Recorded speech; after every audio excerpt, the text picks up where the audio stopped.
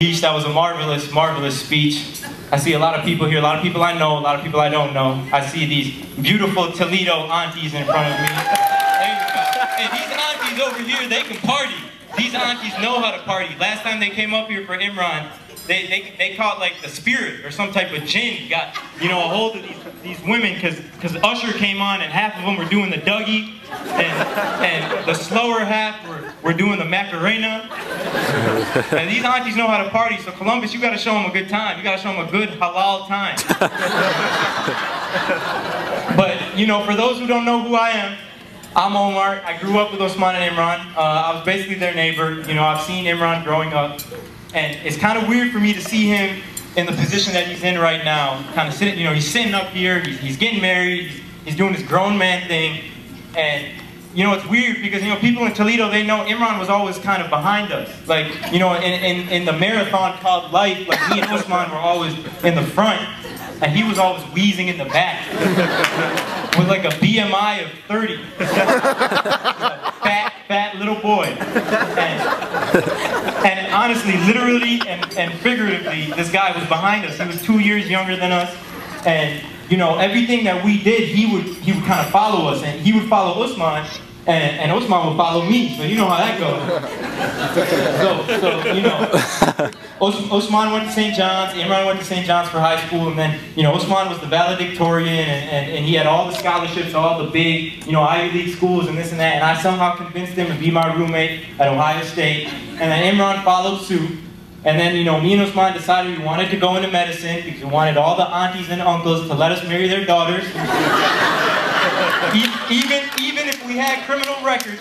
But, you know, Imran followed after that, and, you know, we are where we are now because of this system. So I'm looking at him right now like, man, you kind of messed things up. You're trying to reinvent the wheel. You bypassed us, and you're trying to be a trendsetter. So, I mean, I'm kind of like, you know, was he forced into this? Was this some type of arranged marriage? But I wouldn't say that because Menard's not his first cousin.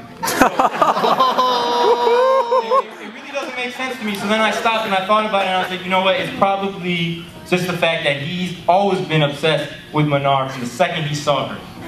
Honestly, you know, the Prophet sallallahu alaihi wasallam, you know, when he was talking about lowering your gaze, and when he was talking about, you know, checking out the honeys and everything, he said the first look is yours. The first look is for you, but the second look is against you. So, you know, Imran, he took this to heart and he found a way around it. He just didn't stop looking that first time. He just kept looking, and he just kept looking, and he asked for extended time like how he did when he was in the slow math class. But, you know, whatever. I'm not really going to make fun of Imran. I'm not going to make fun of him too much because, you know, probably on this earth there's nobody that's made fun of this guy in his life as much as me. You know, Osman, he used to make fun of him, but Osman always protected him a little bit.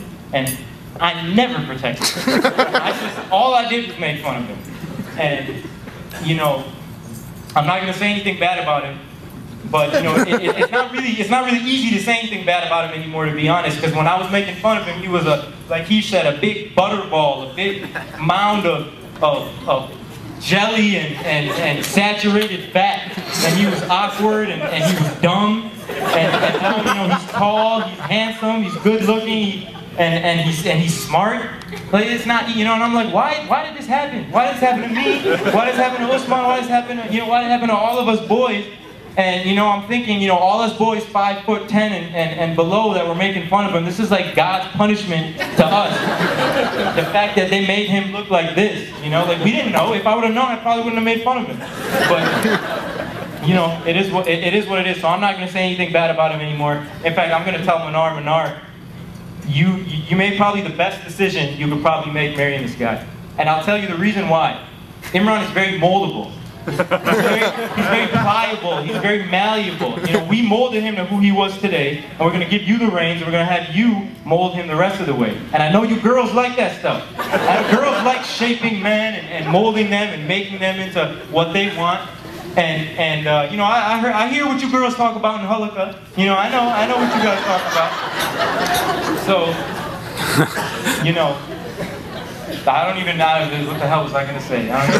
This is all just, you know, off the top of the head. But honestly, I've seen Menard kind of shape him.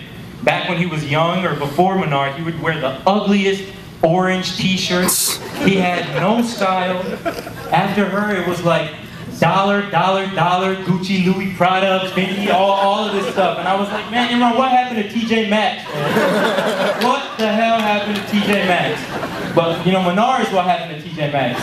And I remember when the Egyptian revolution, you know, the revolution happened, I was talking to Imran, I was like, man, subhanAllah, man, you know, what's going on in Egypt is crazy. And he was like, dude, man, it really is, man. But, you know, I don't even watch the news or anything. Manar just tells me everything I have to know. And he's like, I don't even think for myself. And I stopped and I was like, Imran, you're not even married yet. And you're already not thinking for yourself. I was like, this does not bode well. And to be honest, over time I realized, because he memorized Hosni Mubarak's entire cabinet. Every single person. And before Manar, the only Mubarak he knew was Eid Mubarak. So, you know, and I would tell him, I was like, listen, man, this is a power struggle. Don't let anybody tell you it's a union. It's really a battle. It's a battle of the sexes. You know, you gotta set a tone, and you gotta, you know, let Manar know what's up from the beginning, who the boss is. And he was like, oh yeah, you know. And I'm gassing him up. He's like, yeah, you know, I show her who's boss, man. She cooks for me every week, and she'll send it to me when I'm studying, so I don't have to, you know, get up and when I'm studying and eat. And I never saw that, because I'm all about the evidence.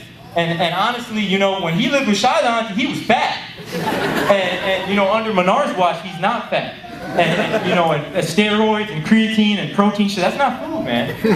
That's not food. So, honestly, I need the evidence. The engagement ring you gave Manar correlated with you taking out more student loans. That's evidence. You see what I'm saying? Two months after that, you were eating, you know, from the McDonald's dollar menu. That's evidence. You know what I'm saying? Or if Manar was wearing Lakers colors right now, that would be evidence. Or if she wore a Kobe Bryant jersey or something like that, that would be evidence. But I don't see that. I don't see that. The most damning evidence that I saw against Imran was when I came to visit Columbus once. And I don't really come here anymore, not as much as I used to, obviously. And I came, and you know, when I come, he has to drop everything for me, because I don't come very often. And he did, and you know, like if he came to Toledo, I'd drop everything for him, my house, your house, my mom, you know, my mom will do your laundry for you. And so I came, and you know, we saw a movie, and we were driving, and I was rambling. I rambled, like I'm rambling right now. I was just talking, and he usually looks at me with his eyes wide open, just listening to everything I'm saying, soaking up knowledge, soaking up knowledge. So I'm, you know what I'm saying? I'm like, oh, Imran, you know, it was crazy, you know, when I was, and I looked at him, and he was like this. And I'm like, man, who is this guy text messaging? He's not even listening to me. So I was like, all right, whatever, and I kept driving, and then I got a text message. And I was like, all right, that's weird. And I looked, and I was like, and it said, Imran. And I looked at him, I was like, Imran, man, why'd you send me a text message? And his face, a ghost. I kid you not, a ghost. And he was like, no, man, hey, don't read that, don't read that. And I was like, what do you mean don't read that text? And he's like, no, man, don't do it, man. And he was like, I was like, why? And he's like, you know, it was for Manar, man, it wasn't for you. And I was like, all right, you know, and being the gentleman I was, I didn't read it at that time.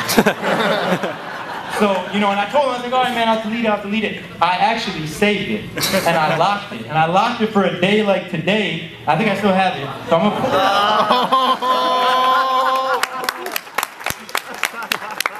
And this is the text message that I intercepted. I kid you not. You remember this, don't you? You remember this. He remembers this. He thought I deleted it. It says, hey, boo-boo.